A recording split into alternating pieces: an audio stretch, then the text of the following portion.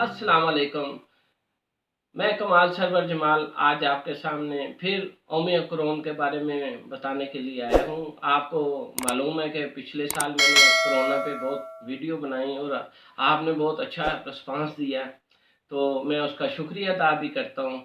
और इसके बारे में ये जो आजकल वबा फैली हुई है, तो मैं दो तीन चीज़ें आपको बताऊंगा। अगर आप उस पर अमल करेंगे तो आपकी लाइफ बहुत अच्छी गुजरेगी। सबसे पहले तो हमारे बड़े बड़े बड़े बुजुर्ग लोग कहते थे कि जो डर गया वो मर गया। तो आज वो फिक्रा पूरा हो रहा है। तो इस बीमारी से, इस वबा से आपने डरना नहीं है।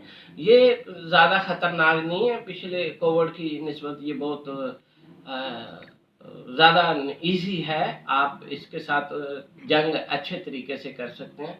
अगर आपको ये महसूस हो रहा है कि आपको ज़ुकाम हो गया है, नज़ला हो गया है, हल्का बुखार हो गया है, और ये 4-5 इसके जो निशानी हैं इसके ज़ाहिर होने की, तो आप उनके साथ कैसे लड़ें, उसके लिए मैं 2-3 नुस्खा जात आपको बताता हूँ।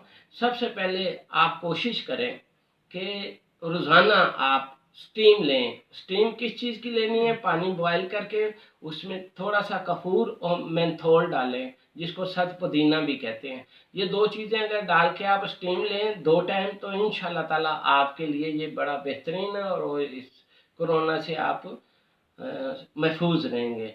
और इसके अलावा अगर आप दाल चीनी और लौंग और ज़ीरे का कावा पिए तो आपके लिए बड़े बेहतरीन है। ये आम घरेलू चीज़ें हैं, हम लोग इनको ज़्यादा अहमियत नहीं देते, लेकिन ये हमारी लाइफ के लिए और इस मर्ज़ के लिए जो पूरी दुनिया में फैली हुई है। कुछ मर्ज़ ऐसे होते हैं, कुछ वबा ऐसी होती है जो मखसूस इलाके में फैलती है, तो वो ज़्यादा ख़तरनाक होती है इसकी निस्बत जो पूरी दुनिया में फैली है। जितना ये फैल जाए उतना इसका ज़ोर ख़त्म हो जाता है। तो इस बार जो ओमिक्रॉन आया है तो इसका इतना अफेक्ट नहीं है। इंसान बीमारी तो बहुत ज़्यादा है, कराची में ख़ासकर बहुत ज़्यादा फैली हुई है, लेकिन ये ज़्यादा ख़तरनाक नहीं है।